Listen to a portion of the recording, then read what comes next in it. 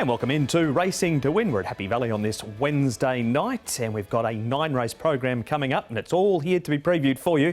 And joined in the studio today by Paul Lally and Nick Child. And Nick, the further the night goes, the better the class of racing gets. Yeah, it certainly does, Mark, doesn't it? As we work towards the end of the programme, it really does look very competitive. Some nice Happy Valley regulars will be on show, so certainly looking forward to the latter part of the evening. We'll have a look at a couple of the latter races too on the program here, but joined in the studio too by Paul Lally. And what have we got jackpot-wise? Just the one. We've got the Triple Trio, just 1.3 million going into that. So should get up to about 4 million, the Triple Trio. All the other jackpots were won last week, so there's no more there. Look, I think it's quite even fields throughout the card, especially that last race. There's a lot of interest there around the 1,000 metres. All right, we'll find out who the boys like in that race soon. But we're going to rewind, first of all, to the weekend. And Dubai, a Russian Emperor, was representing Hong Kong. And Nick spoke to his trainer this morning, Douglas White. I was very excited with the race. He got a bit further back. There was a bit of shuffling around the 11-1200, and he got the backwash of it. Got back to last, and really satisfying the way I saw him hit the line. He hit the line with a bit of purpose, and it was a beautiful run for 3 weeks' time. All's well after the race since he's pulled up? Thankfully, yes, he's pulled up well. He's enjoying the environment. He's got a new lease to life since he's travelled, and he's needed that. You know, I've always thought that he's had that, and he's just stagnated a little bit in Hong Kong, but he's certainly got a new lease to life. Douglas White there, Nick, and you spoke to him this morning. Certainly made the right decision to go to the Middle East. Yeah, he certainly did. Look, the win in Qatar was obviously very good and impressive, and then I think that run on Super Saturday there in Dubai was very good as well. I mean, he's finished off his race strongly. The further he goes, the better he'll be, and all roads lead to the Shima Classic. They do indeed, and for a horse, Paul, that's raced well on wet tracks in Hong Kong, that was never going to be the case in the desert, and he wins in Qatar. He does, didn't he? So, look, he's a real out-and-out star, this horse. So the further the better for him. The race in Dubai is going to suit a lot better. And he did hit the line really strongly, as we said, which is in that particular race. So, look, I reckon he's going to give it a bit of a shake. All right, so that is what has happened Russian Emperor. This is what is happening on Wednesday night with a scratching to pass on before we go any further. Race 2, number 5, Strive for Glory, replaced by Encore for Lyle Hewitson. Meeting number 51 for the season. We're on the B course for this 9-race program, which does get underway at 6:45. And the 2 races that we previewed, the last 2 races, 8 and 9, the Russell Handicap and the Wong Nai Chung Handicap. Beautiful day in Hong Kong prior to the meeting, and that weather's supposed to continue on to Wednesday night. Race number 8 has Shining Gem reappearing at Happy Valley for the first time in just over 12 months. Heroic Master has the hood and the pacifiers going on. Winning Icy races well course and distance. Exponential has finished top 4 5 times from 6 starts this season. Gold Baby's been back to the trials, made a respiratory noise last time. Got Red Desert, who's placed course and distance. Hero Star, second go in Class 3. He struggled first time. And Trader coming back from the 1650 to the 1200 from a good draw of barrier number 2. As we head over to the speed map here, Nick, Trader is one of those pace angles from the race, as is Hero Star. There is quite a bit of toe here, actually. There is, absolutely there is, and Hero Star, I think, like one of the most likely to go forward. He's only really got the one way of going. He's drawn 12, but he's got plenty of natural speed early, so he should be able to come across. 8 trigrams can show pace. He's drawn 6, so he's a bit better off as far as the draw is concerned with Hero Star, so he should get into a good spot. Exponential can roll forward. He did last time, and Trader just in behind them, so plenty of pace on here, Paul. Yeah, it looks that way. Trader might want to kick up on the inside as well, so he could be 1 place closer. 8 trigrams, and Trader could be the other way around, with Trader drawing barrier number 2. The other one, Shining Gem, I think he's going to have to go back. Red Desert and Gold Baby always races better when he goes back. You'll be hoping that that pace is certainly good, as is suggested, or even on the good to far side will Gold Baby. Well, the Douglas White Show continues here on Racing to Win. We heard him on Russian Emperor. He also spoke to Nick about Exponential. Douglas White, Exponential. It wouldn't be a Happy Valley meeting without this fellow turning up. He's wonderfully consistent, and he was pretty good off the front end last time. Yeah, he was. He's as honest as the day's long, and you'd love a handful of them in your yard. Unfortunately, he's got a bit of a tough gate to contend with tomorrow night, but the horse himself remains in good order. He's drawn 11. There is a bit of speed next to him as well. Lyle Hewitson rides. He knows the horse quite well. If overcoming the draw, I imagine you're confident of another big show. Yeah, look, he's there to run another good race. As you indicated, there's some speed around in the race, so I guess it's going to all unfold when the gates open, and we'll try and get him into a comfortable position. He's pretty versatile. He's not one-dimensional in that he has to lead.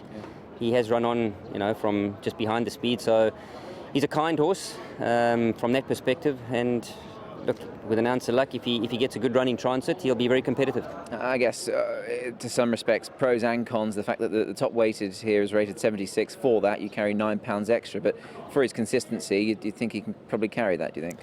Yeah, look, he'll carry it. He's a well put together individual, but as you know, Hong Kong's are margins, and unfortunately with him, he's so honest, and he just keeps creeping up in the handicap without winning. So he's his own worst enemy, but having said that, he's a good money spinner for the owners.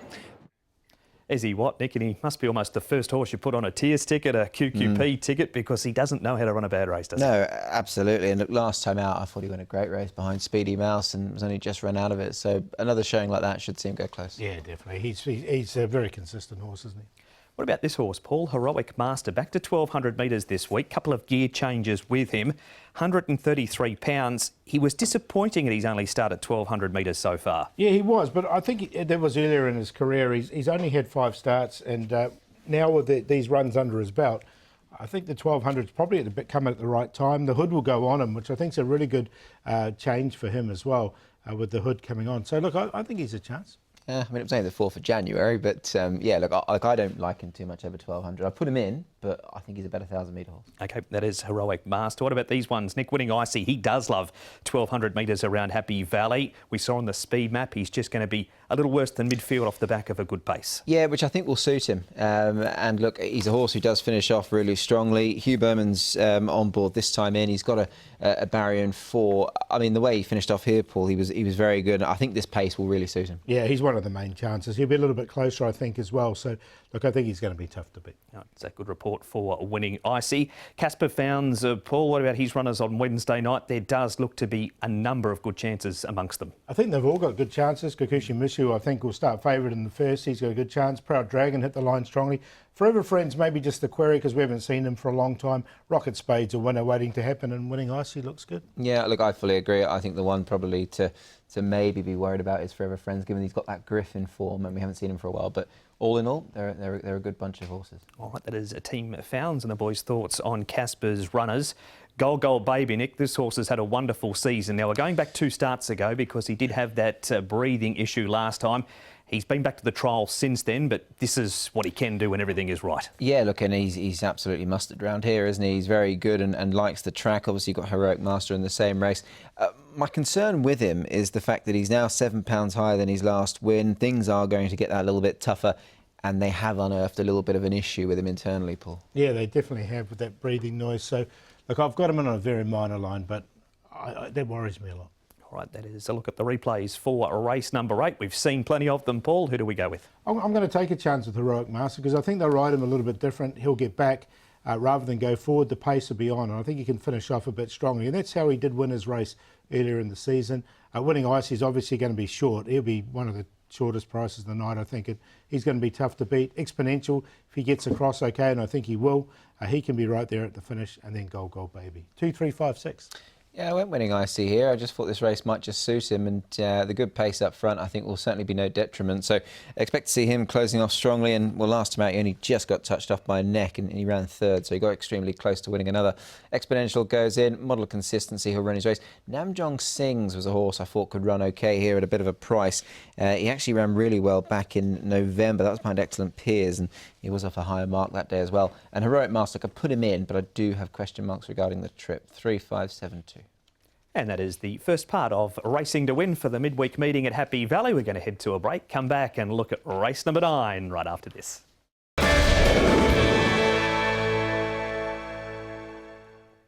You are watching Racing to Win. We're looking at Happy Valley on Wednesday night and on to race number 9. Now, the last is a good race too, and it's over the 1,000 metres. Class 2 event, WizKid, a winner of 4 from 5. Course and distance, Handsome Bobo on the class drop, draws barrier number 1. Astrologer, last start winner, comes down to class 2, carries an extra £17 for the victory. Carroll Street's a last start winner.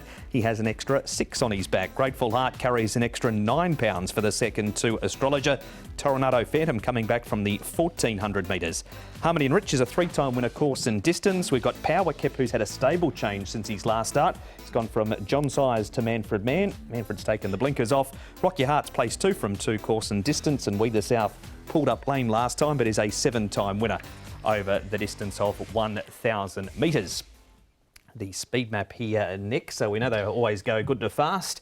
And WizKid from barrier number 2 might not have to do the work he did from gate 5 last time. Absolutely, and look, I think this race is set up for him to lead, and I think he'll lead as he likes, to be fair, because he's drawn a good gate. He's got plenty of natural boot early on, so expect WizKid to go and lead. Rock Your Heart, I don't think will be a million miles away. He's drawn in 6 and can sit handy. We the South knows his way around here blindfold. He'll also be in a prominent spot, but he is drawn wide, so he might just have to sort of work a little bit from the outside. And Harmony and Rich there, Paul.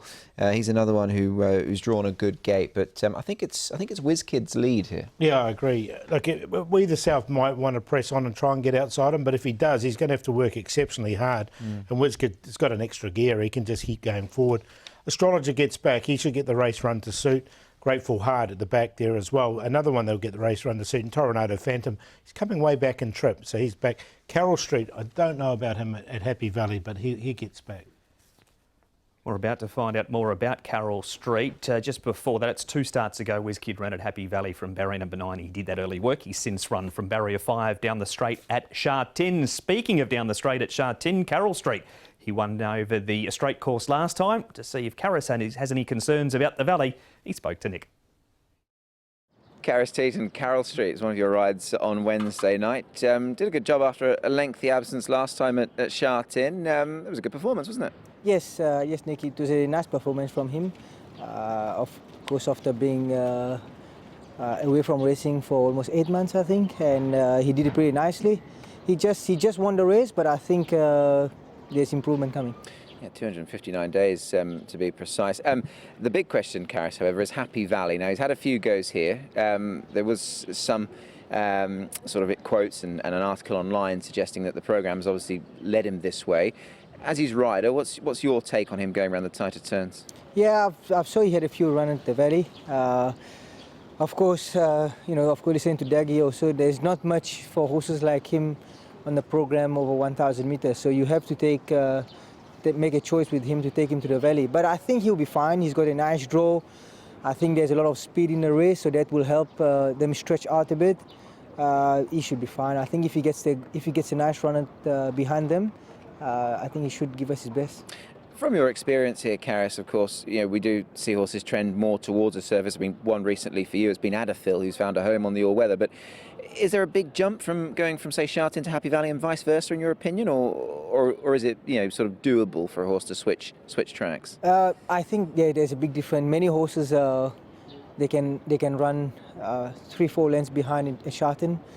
And you take them to Happy Valley, and then they suddenly feel a bit more confidence. I don't know if it's just because the track is tiny and maybe a little bit more cushion at the Valley. So, yeah, they can feel a bit more comfortable on that track. Also, it's different speed, But I think this horse, he's run there before. I think he's going to go well. All in all, if he does handle it, you'd be confident of the big run? Yeah, I think so.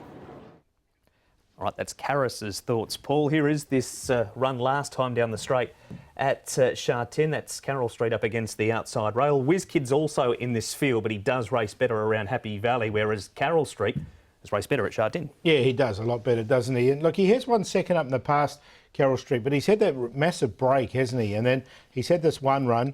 And I just don't know about him coming back to Happy Valley second up. It looks like the program's dictated that way, so it worries me. But now, WizKid didn't lead here and didn't look comfortable down here. He's one that does look comfortable at Happy Valley. He certainly does, yeah. 4 from 5 course. And there's one thing Carroll Street did do on that occasion. He travelled so well. He just travelled. But when he actually let him down, he probably didn't find as much as you would have hoped for. But hopefully he doesn't suffer from the dreaded bounce factor, as Paul alludes to, after such a lengthy break. But he's a decent type.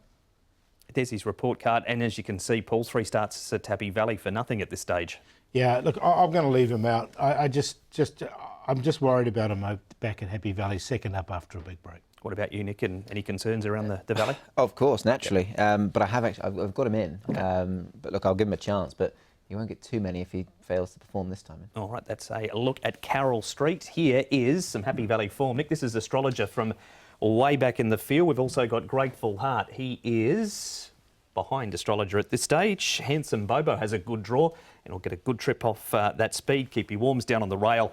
And Harmony and Rich, he's been back to the trials and they rode him off the pace in that trial and he did run on to win. But Astrologer has a hell of a lot more weight to carry this week. He does, doesn't he? I mean, just touching on the sort of the latter 3 mentioned, Handsome Bobo, I think, is probably a bit high in the weights. Keep You Warm and Harmony Rich, I struggle to get too enthused about. But Astrologer was very good on this occasion, but he does have more weight to carry, Paul. But bear in mind, this was a Class 1. He's meeting, lesser rivals, if you will, in the Class 2. He's a good horse around Happy Valley. He's a 4-time winner from his 14 starts here in Hong Kong.